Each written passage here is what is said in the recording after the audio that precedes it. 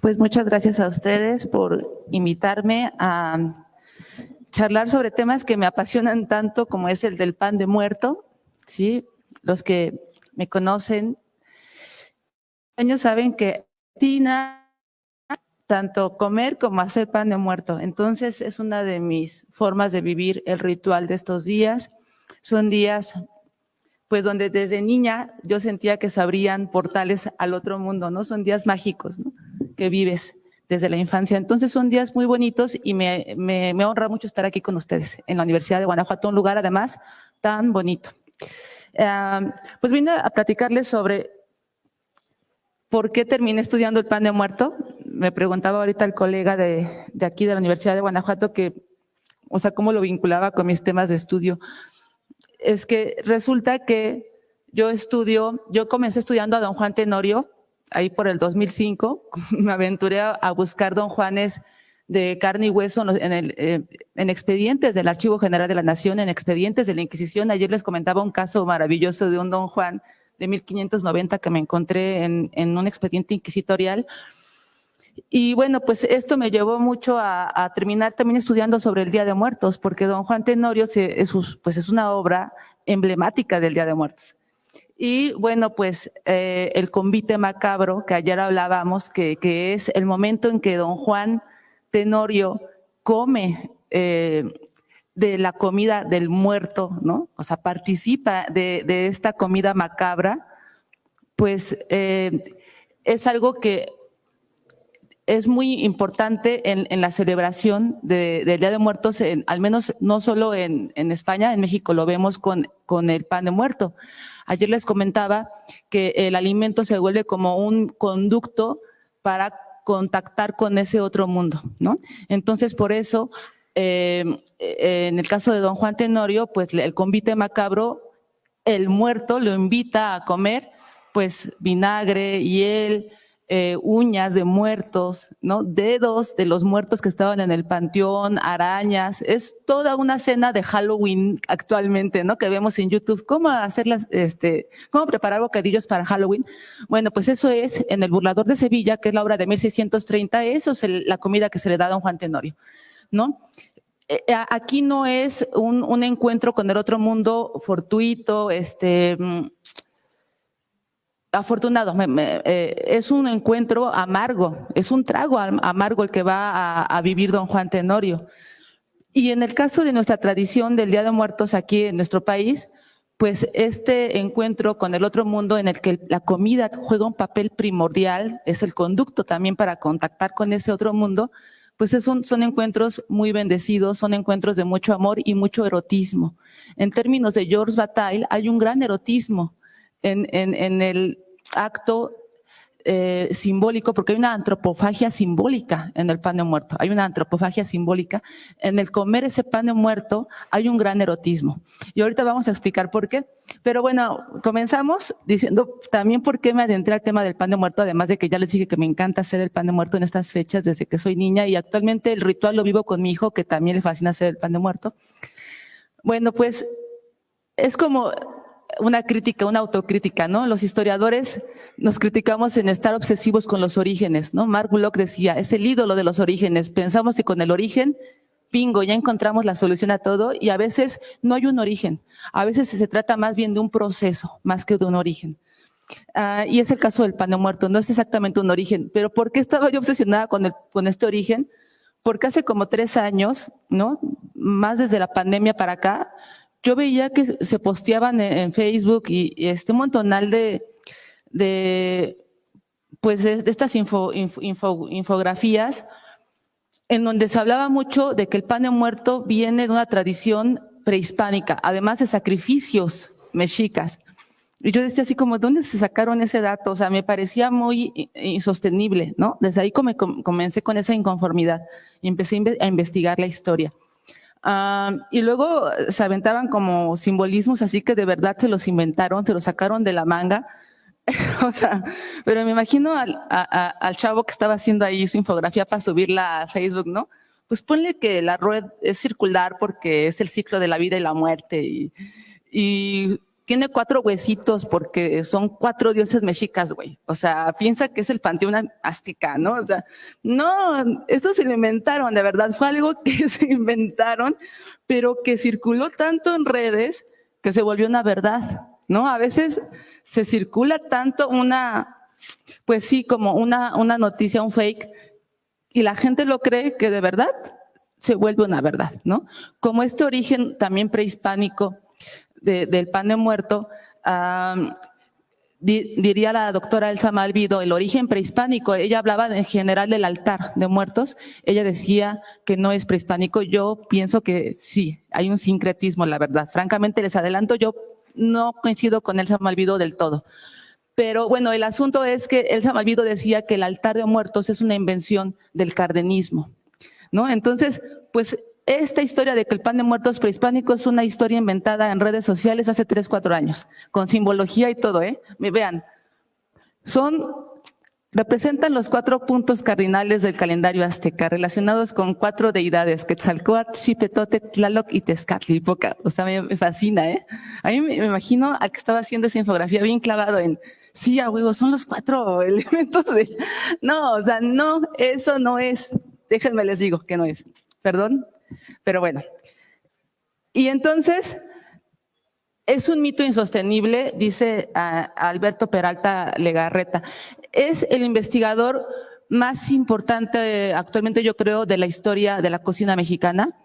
Y de hecho estoy agradecida con él porque compartió un artículo que recientemente, una entrevista que me hizo en el Universal Carlos Villasana sobre el pan de muerto, y muy amable Alberto Peralta decía, tiene aportes importantes en la investigación de Eva, así que me sentí muy contenta de que él dijera eso porque es toda una autoridad Alberto Peralta.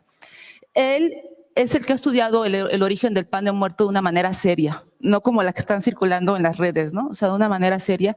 Y él dice, una idea bastante idealista y patriotera afirma que algún tipo de pan o cereal cocinado se ofrendaba a las divinidades tiempos anteriores a la conquista. Es posible que esta versión del supuesto origen prehispánico sea producto del nacionalismo posrevolucionario, ¿no? Y bueno, pues él hablaba de una idea patriotera, ¿no? Y es que en realidad en la tradición del Día de Muertos en México, que actualmente se está volviendo una mercancía, ojo, o sea, actualmente la tradición del Día de Muertos se está volviendo una mercancía y para los pueblos originarios no es una mercancía, es un ritual, ¿no? No se vende. Pero bueno, el asunto es que hay poco de eso que vivimos actualmente con las raíces prehispánicas. No quiere decir que haya desaparecido ni que no exista nada prehispánico, a mi parecer, como decía la doctora Elsa Malvido, que me parece muy radical. Yo creo que depende de cada región.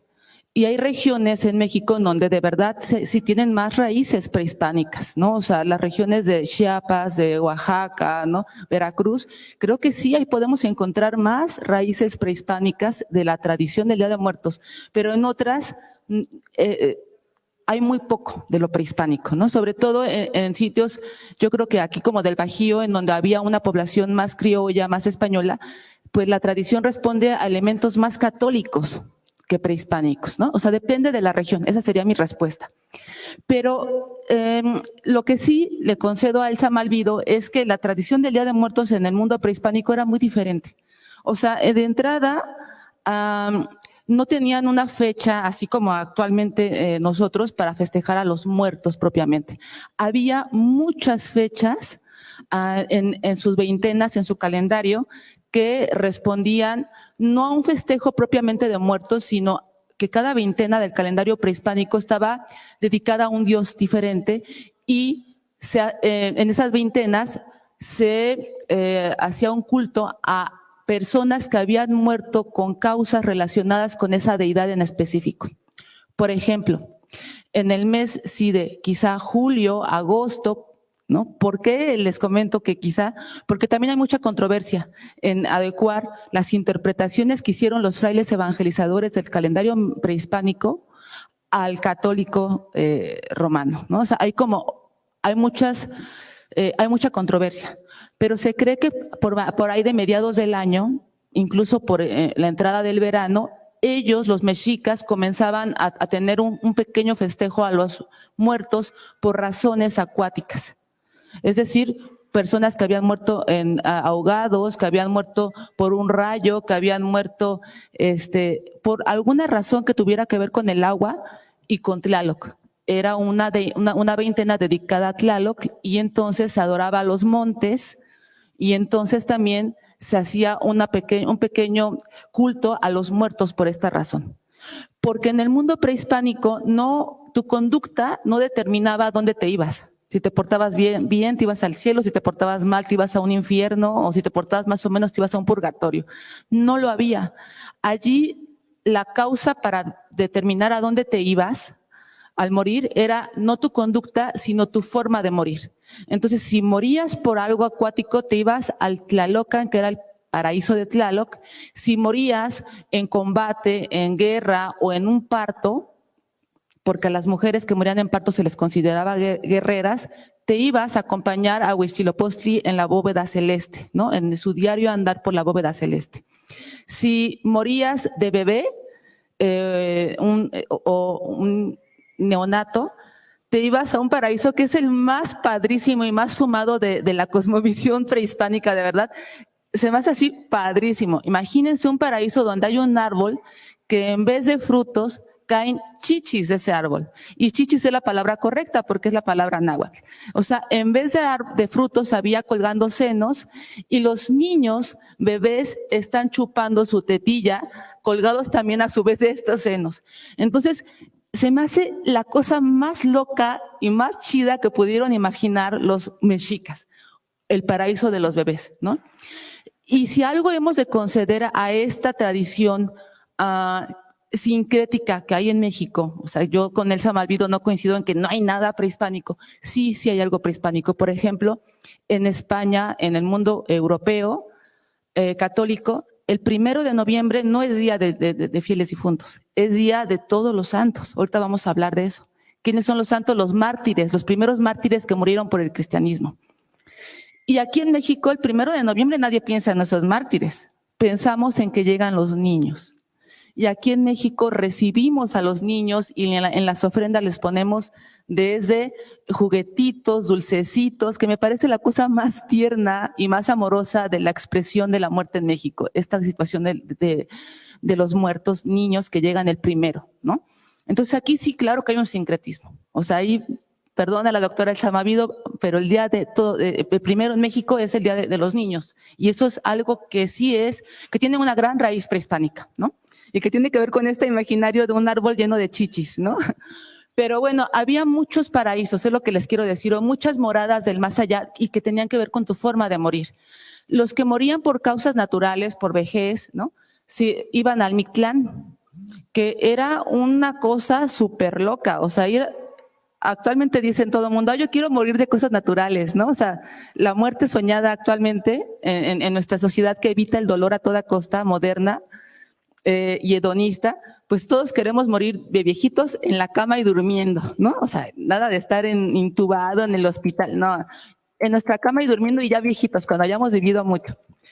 Pues claro, en el mundo prehispánico, morir por causas naturales implicaba pasar 4 años por un montonal de casas o de tapas del Mictlán, que estaban bien rudas. En unas aparecían cuchillos de obsidiana, a ver si no te mataban y tenías que estar corriendo ahí huyendo de los cuchillos de obsidiana. En otra te llovía fuego, en otra había un jaguar que te comía, ¿no? Entonces, pues creo que en esta época no estaba tan chido morir por causas naturales de vejez, ¿no? O sea, los 4 años del Mictlán estaban bien rudos, pero bueno, había muchas moradas. Entonces, poco de ese imaginario prehispánico en torno a la muerte ha perdurado actualmente, ¿no? Tampoco quiere decir que haya desaparecido. Les digo, el día de 1 que festejamos a los niños que murieron, me parece que tiene una gran raíz prehispánica, ¿no? Pero bueno, regresando a la historia del pan de muerto, ¿en dónde buscar las fuentes para reconstruir la historia del pan de muerto? Porque estas infografías que empezaron a circular del 2019, 2020 en Facebook y que son fake totalmente, que dicen que viene el sacrificio mexica y no sé qué tanto, pues citan a Fray Bernardino de Sahagún, y que él mencionaba que había una tortilla que tenía amaranto y le untaban la sangre del corazón del sacrificado y que se la comían así y que de ahí viene el pan de muerto. Bueno, eso es insostenible, ¿no? Pero entonces, para buscarlo de manera seria, ¿en dónde hay que buscarlo? Porque los historiadores tenemos que validar todo con fuentes. Alberto Peralta ha mencionado algunas fuentes importantes, como por ejemplo, recetarios antiguos. Buscar en recetarios antiguos en dónde está la primera receta del pan de muerto.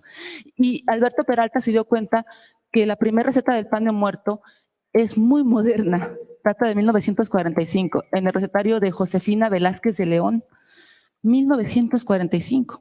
Es la primera vez que aparece una receta de pan de muerto, ¿no? Pero ¿en dónde más buscar? Alberto Peralta se fue a buscar pinturas costumbristas del siglo XIX, en donde estos pintores costumbristas del XIX, románticos, pintaban mucho bodegones de comidas mexicanas, ¿no? Para exaltar el nacionalismo del XIX. Y ahí empezó a encontrar las primeras pinturas al pan de muerto, ¿no? Alberto Peralta. ¿Qué agregué yo en mi búsqueda? Me fui a buscar las primeras referencias del pan de muerto en notas periodísticas en la Hemeroteca Nacional de la UNAM. Y también me encontré con que las primeras referencias al pan de muerto son de finales de 1800, o sea, del Porfiriato, ¿no? En donde aparecen las primeras referencias al pan de muerto en las crónicas justamente del Día de Muertos en la capital. Porque el Día de Muertos en la capital, el Ayuntamiento de la Ciudad de México montaba un espectáculo, bueno, se ponían salones efímeros de operetas, de títeres, de baile, se ponía una gran feria ahí en la plancha del Zócalo de la Ciudad de México, ¿no? Y bueno, los conservadores y muchos decían, pero qué barbaridad, es un día para rezar por las almas de los que están en el purgatorio, no es un día para irse a festejar y las señoritas se visten con sus mejores ropas para salir ahí al baile, ¿no? Era un día de fiesta. Pero bueno, entonces los cronistas de esa época de Porfiriato empezaron a narrar sus crónicas en los periódicos que salían el 3 de noviembre, ¿no? De 1870, 1880, ¿no? Ahí fue donde encontré las primeras referencias al pan de muerto. Y no aparece como pan de muerto, se le llamaba bizcocho de muerto o muertitos de pan. Son los primeros nombres. Como pan de muerto lo encontré hasta 1930, una crónica del Universal. Pero hoy Carlos Villasana, que publica el artículo, le encontró otra referencia en 1918, ya con el nombre de pan de muerto, ¿no? Pero bueno, seguimos, ¿no?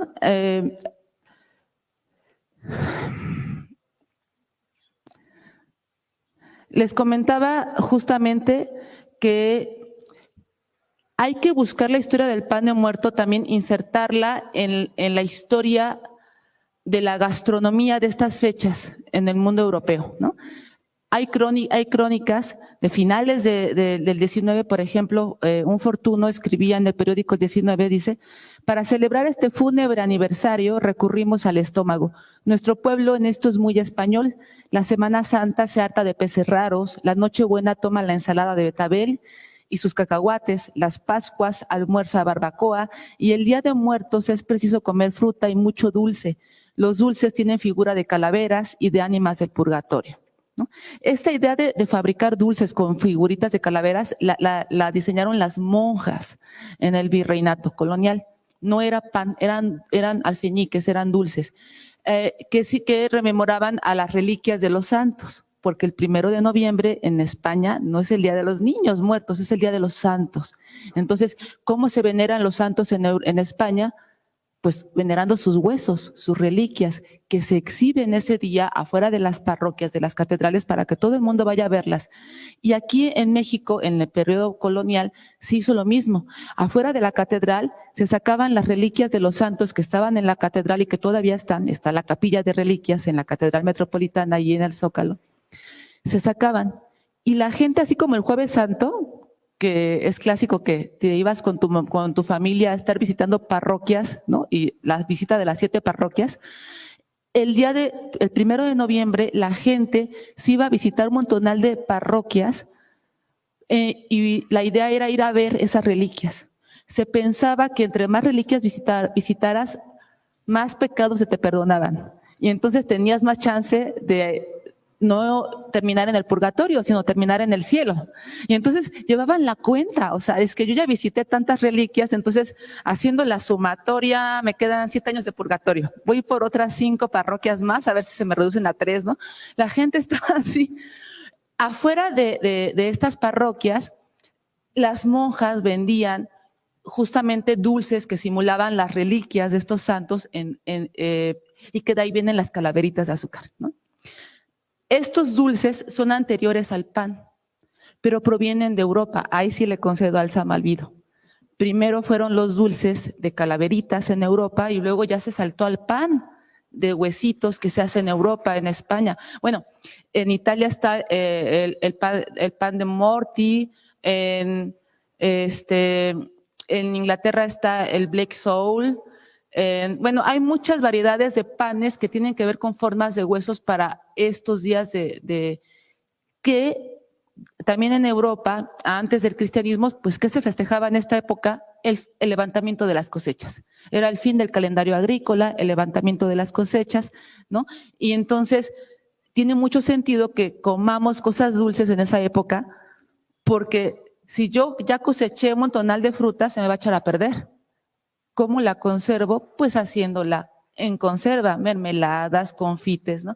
Entonces, la gente, para conservar sus cosechas toda la temporada de heladas, que no iba a estar garantizada la comida, pues las hacía en dulces, en conservas, en jaleas, ¿no?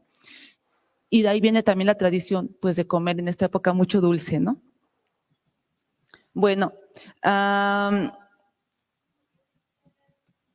también existía aquí a finales del 19 la costumbre de ir a los panteones, comer barbacoa en los panteones y beber pulque.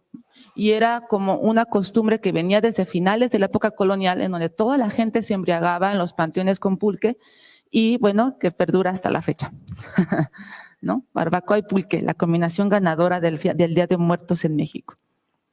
Bueno, les decía, ¿no? Todos los confites, las mermeladas, pues es parte de las cosechas, ¿no? Tiene ese sentido, conservar las cosechas para la temporada de heladas, ¿no? De invierno. Les decía que en muchos países europeos, en esta época, se empezaron a crear huesitos de pan. En España son más bien churros o buñuelos. ¿Por qué? Porque la diferencia entre el pan y un churro o buñuelo es que el pan tiene la técnica de con levadura amasarse y luego hornearse, ¿no? Y el churro sí puede llevar levadura o el buñuelo, pero se debe freír. Y esta es una técnica que viene mucho del Islam. Los moros llevaron mucho esta técnica de hacer buñuelos, de hacer todo lo que tuviera que ver con frituras a España. En España se fabrican muchos huesitos de muertos o huesitos de santos en la temporada de 1 y 2 de noviembre. Y hasta la fecha, si ustedes buscan en YouTube recetas de huesos de santos, te parecen las señoras españolas haciendo sus recetas pues ancestrales. Y aparecen nombres tan simpáticos como huesos de San Expedito, huesillos extremeños, huesos de la abuela, huesos de la yaya, ¿no? La yaya, este término como catalán. Entonces, me parece maravilloso, ¿no? O sea, desde comerte los huesos del santo, que serían las reliquias, hasta comerte los huesos de tu abuela, ¿no? Y eso son recetas que perduran todavía en YouTube. Búsquenlas porque son maravillosas. Y con el acento español, me fascina su acento. Es exquisito escuchar esas recetas en YouTube. Pero bueno, aquí les traigo algunas imágenes de huesitos de santos, ¿no? Que son tradiciones españolas. Bueno, Elsa Malvido sí, les digo, se radicalizó y ella decía que el altar de muertos era una tradición que venía de Europa, de poner los huesitos de santos y una foto de tu santo, ¿no? Para el día de 1 de noviembre, que es el Día de Todos los Santos. Pero francamente yo no he encontrado muchas referencias al altar de santos. Los busqué en internet, encontré muy pocas, ¿no? Y aquí sí, aquí hay muchas referencias a altares, pues, de raíz prehispánica, ¿no? Sobre todo en la zona, como les decía, Oaxaca, Chiapas, ¿no? Bueno, aquí les traía más imágenes, ¿no? Que salían en las crónicas que les comentaba de finales del 19. sobre el Día de Muertos en la Ciudad de México, que eran días de fiesta, como les comento. El ayuntamiento montaba un espectáculo enorme, ¿no? Efímero, carpas, ¿no? Teatros, operetas, baile. Luego Porfirio Díaz lanzó ese espectáculo a la Alameda, ¿no? Pero era clásico que se montara ahí en la plaza, en el Zócalo. Y bueno, les traía las imágenes de los alfeñiques, porque sí, la verdad es que sí es primero la receta de los alfeñiques. Los alfeñiques los encontramos en recetas de 1600.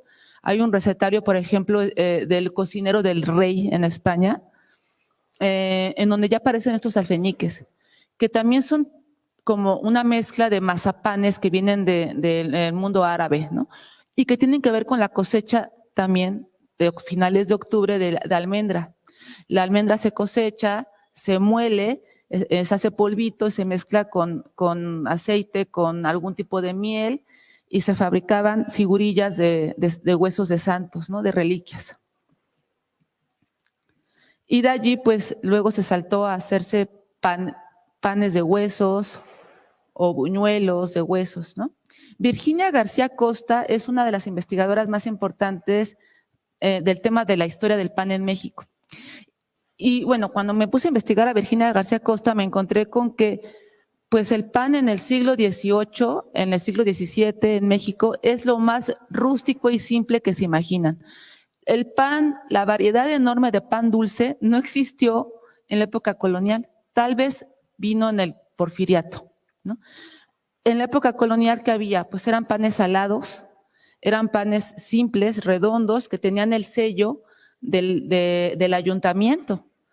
Tenían que ponerles el sello del ayuntamiento, porque el ayuntamiento iba a inspeccionar todas las pulperías, panaderías, para ver que el pan más o menos pasara una prueba, ¿no?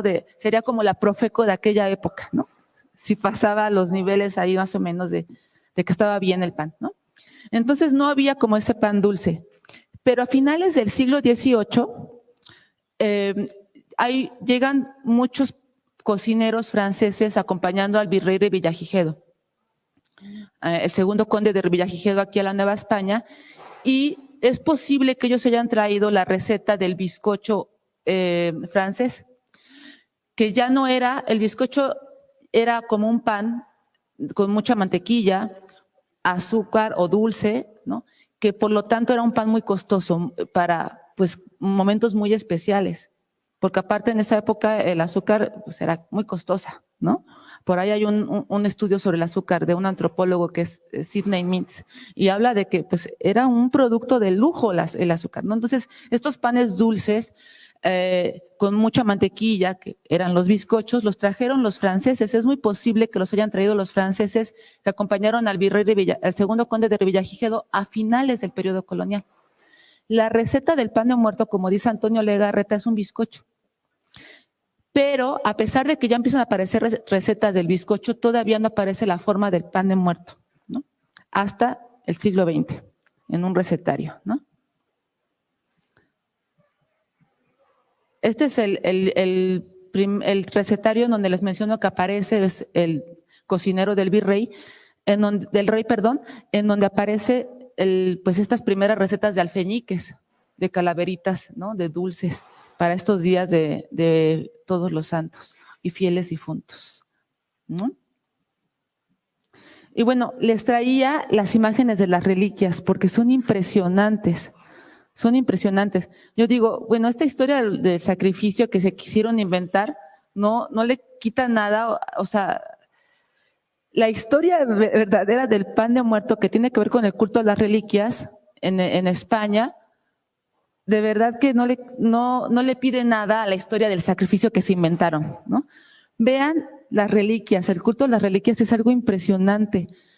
Son huesos de santos, de los primeros mártires que murieron en el cristianismo, y que en algunos países europeos llenaban de diamantes, rubíes, esmeraldas, ¿no? Este me parece que está en la Catedral Metropolitana, si no mal recuerdo, aquí de la Ciudad de México, ¿no?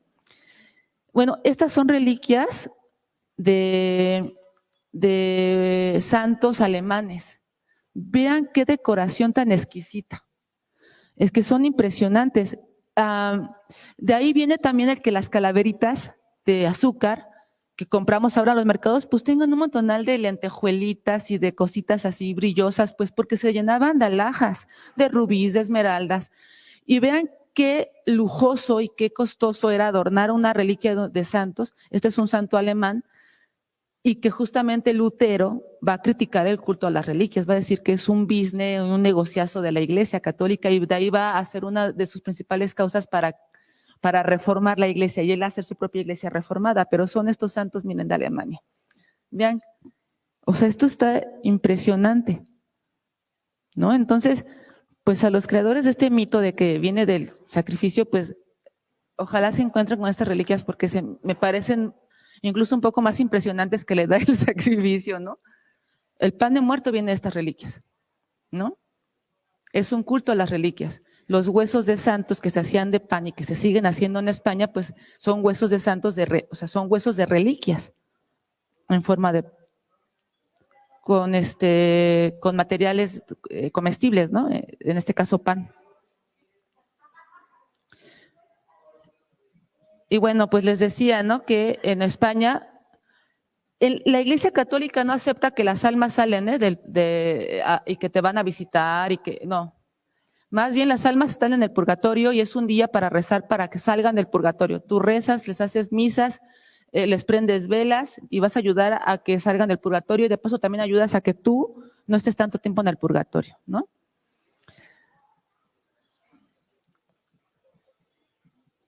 Bueno, y ya para comentarles el tema de la antropofagia simbólica, porque si no me voy a extender mucho, quería comentarles que el pan de muerto, ¿por qué digo yo que es un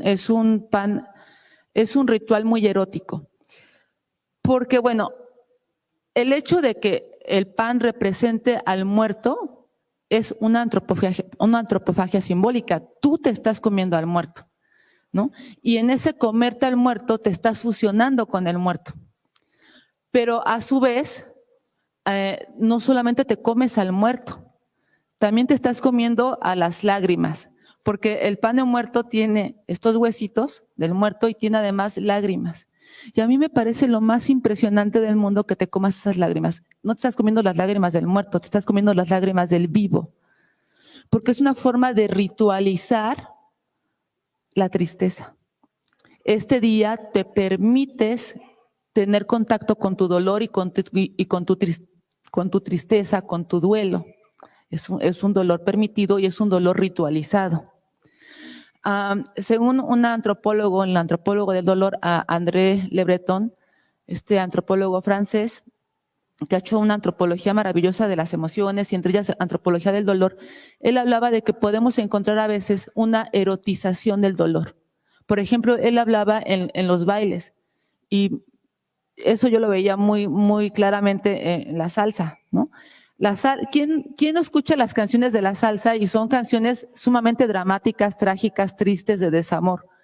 Y sin embargo las bailas, y el bailar es alegría.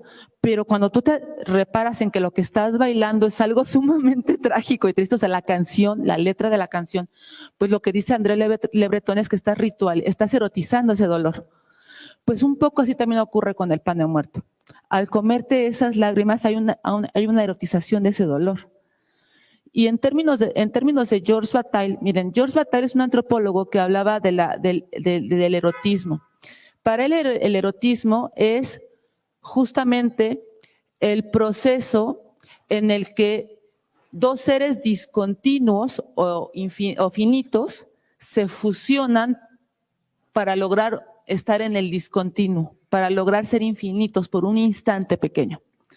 Obviamente, eso lo más representativo sería el acto sexual, pero Georges Bataille no solamente hablaba como que el acto sexual es el único momento en el que encontramos erotismo en la cultura, ¿no?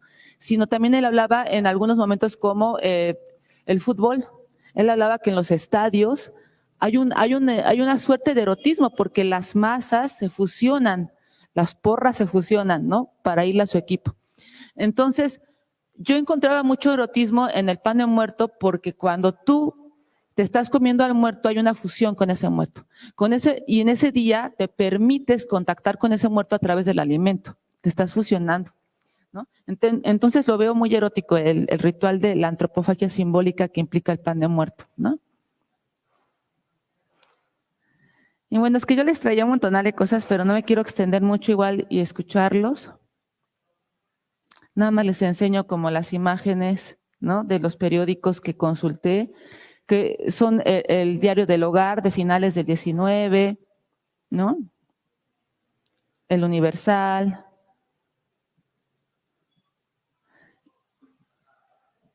Y bueno, a ver, paso rápido a las crónicas. Bueno, estos son los Sosa de Morti en Italia. Este es el pan que se hace para el Día de Muertos en Inglaterra.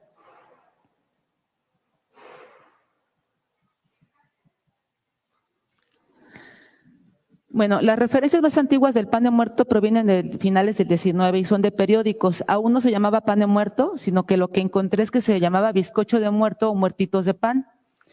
¿En dónde las encontré? En el Diario del Hogar, el periódico de las familias. Este diario decía, en 1885 describía esta crónica. Aquí están las inmensas calabazas para hacerlas en tacha y los tejolotes para la jalea y los huevos y la leche y las almendras para el turrón. Agua se les ha de hacer la boca a las calaveras y a las animitas. Venid acá, chicuelos, allí tenéis todo el mundo de la muerte en miniatura, hecho de cartón, papel, tejamanil, barro. He ahí el negro catafalco con sus candeleros de cañaveral y su calavera de azúcar, ¿no? Empieza a contar está contando una ofrenda, ¿no? Que ya, pues obviamente de una clase pudiente, ¿no? ¿Quién ponía esas ofrendas? Pues una clase pudiente. ¿Quién comía pan de muerto? Pues una clase pudiente. Era pan de feria, ¿no? Era un pan sagrado además. Y dice, encendamos su blanca cera a los niños, vengan los gigantescos bizcochos de aduro cubiertos de azúcar en grano. Arriba dice, más adelante vuelve a aparecer el pan de muerto, ¿no? Dice,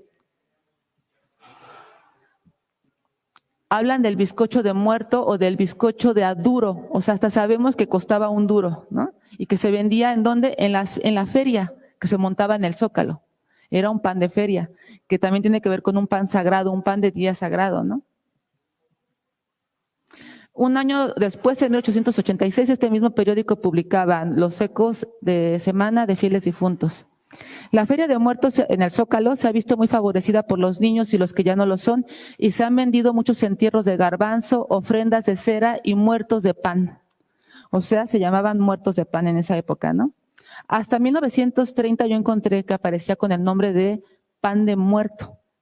Ahora, otra referencia son las pinturas. José Agustín de Arrieta, en 1870, es el primero que pinta un pan de muerto. Es este pan de muerto, no sé si lo alcanzan a ver. Aquí los que están presentes porque, sí, ya se ve ahí. Esta es la primer pintura de un pan de muerto que me encontré y data de 1870 aproximadamente.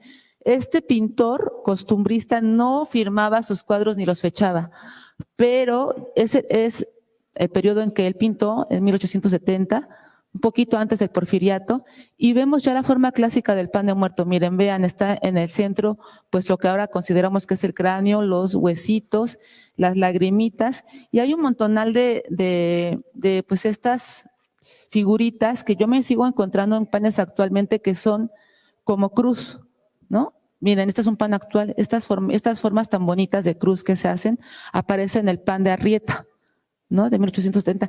Y que está reflejando Arrieta en 1870, perdón, está plasmando una ofrenda.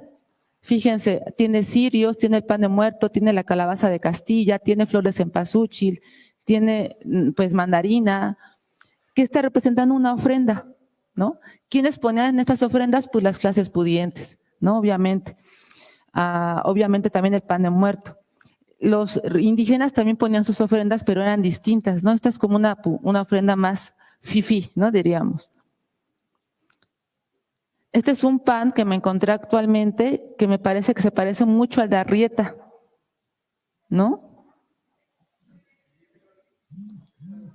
Este es otro pan que pinta igual Arrieta, igual es como otra ofrenda, porque otra vez hay flores de cempasúchil, están los cirios. Y este pan, vean qué diferente es este pan de muerto. Ay, aquí no lo ven, déjenle ver. ¿Sí se ve en la pantalla? No. No sé si los que estén transmitiendo sí lo vean, pero aquí no lo ven. Bueno, es un pan que es como hasta ovalado, o sea, muy diferente, pero que también era un pan de muerto. Ya lo ven. Vean, ay, es que se apaga. Este es el pan. Ajá. Esta es la pintura de Arrieta y esta es un panadero del colectivo Maguey y Arte que dice que se llama pan mestiza, que se hace para el Día de Muertos y que dice que es el único panadero ya que lo hace. No recuerdo qué región, aquí se me olvidó poner, ¿no? Pero pues se me hace igualito al que está pintando Arrieta, francamente. Y que ya estaría como un pan en extinción, ¿no? Un pan de muerto en extinción. Y bueno, es que hay una variedad infinita de panes. Esta idea de que el pan de muerto viene de Europa y que pues nos podría hacer sentir que no hay originalidad, pero es que claro que hay más de 400 variedades de pan de muerto en México. Pues claro que aquí se adaptó, aquí le echamos de nuestra cosecha, ¿no? Y hay una variedad infinita. Cada variedad tiene su propia historia, ¿no? Este es otro pintor, Gustavo Montoya, 1905, y está pintando un pan que tiene hasta una cruz. Ay, me da mucha pena que aquí no lo puedan ver. Ya lo vieron. Ajá. Bueno, son panes, ¿no? Las primeras referencias a panes en pinturas. Y estos son ya los primeros recetarios en donde sale un pan de muerto, la receta de pan de muerto, de Josefina Velázquez de León. No lo ven aquí, ¿verdad? Bueno, me da mucha pena que no se pueda ver en la pantalla. Pero bueno, Josefina Velázquez de León fue 1945, la primera vez donde sale, miren, ya se ve. En estos recetarios de Josefina Velázquez de León sale por primera vez la receta del pan de muerto y miren, un recetario de Josefina Velázquez de León es cómo cocinar en los aparatos modernos. O sea, qué belleza, ¿no? La primera licuadora, la primera olla express. Y aquí aparece ya el pan de muerto, ¿no? Esto fue algo que encontró Alberto Peralta, ¿no? De Legarreta. Y bueno, otras cosas que no podía faltar para esta crónica del pan de muerto, pues son las pinturas que se hacían en los vitrales de las panaderías de los muertos, que a mí me parecían hermosas. O sea, cuando yo era niña ibas y yo veía en los vitrales de las panaderías estas pinturas, me daba mucha ilusión, ¿no? Actualmente ya no las veo, como que se está perdiendo, ¿no? O sea, como que pegan ya figuritas de foamy ahí de esqueletos, pero no era como la pintura, ¿no? En el vitral. Y bueno, la canción de Chava Flores de 1900, esta es de los 70s, 1976, La Chilindrina. Dice Chava Flores, si me haces pan de muerto, te doy tu pan de caja, te llevo de corbata, de oreja hasta el panteón, ¿no? Entonces, pues ya también ahí habría que incluir a la canción de Chava Flores en esta historia de pan de muerto, ¿no? Y bueno, pues nada más rápido les traía un montón de variedades de pan de muerto que son hermosísimas. La verdad es que faltan muchos estudios para hablar de estas variedades, pero definitivamente el pan de animitas o el pan de angelitos es otra peculiaridad y originalidad del pan de muerto en México, porque tiene que ver mucho con el culto a los niños, que eso es algo mexicano, ¿no? Me da mucha ternura.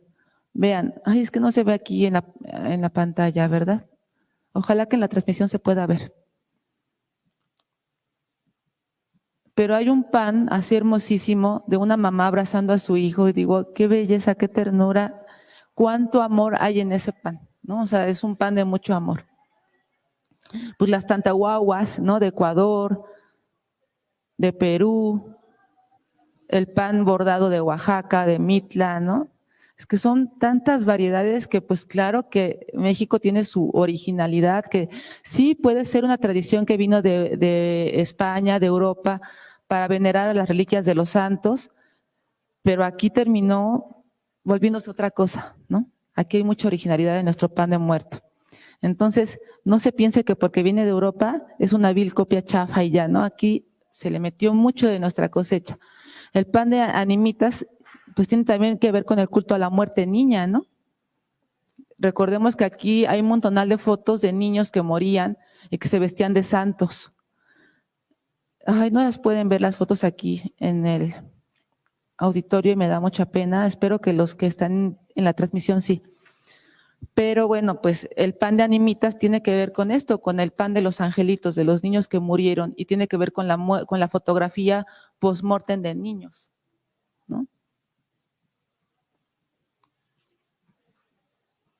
Entonces, pues, eso quería mencionarles nada más, que el pan de muerto es una tradición que no es tan antigua como se piensa, que proviene más de un ritual católico al culto a las reliquias de los santos, que aquí adquiere su propia originalidad, que aquí se potencializa y se enriquece el pan de muerto en nuestra cultura mexicana, y que es un pan que es un pan sagrado, es un pan de fiesta, es un pan que nos ayuda a contactar con el otro mundo y que nos invita a resistir, a tener memoria, a venerar a nuestros ancestros, a fusionarnos con nuestros ancestros en un día muy erótico, y es un pan que dignifica lo que hemos sido, ¿no?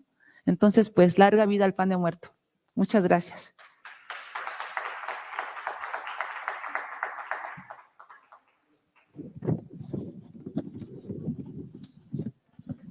Bueno, pues agradecemos mucho a la maestra Eva Martínez por compartir con nosotros un poco de su investigación.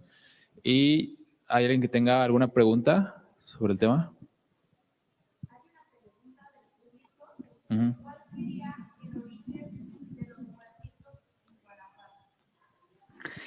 Esta es una pregunta que no sé contestar porque me falta mucho todavía adentrarme a la historia de la variedad regional del pan de muerto, ¿no? O sea, como que estoy en este momento de mi investigación en que empecé como en una investigación general de la historia del pan de muerto, pero reconozco que cada pan de muerto en cada región tiene su propia historia y debe tener su propio imaginario y debe tener también su propia religiosidad, ¿no? O sea, propia de esa región. Entonces hay tantas variedades regionales que pues me sobrepasa esa pregunta en este momento, pero no sé, supongo que aquí en Guanajuato ustedes más bien me deberían contar a mí qué saben de su pan de muerto. No sé si alguien de los que están en línea nos puedan comentar algo si saben también del pan de muerto. Pero he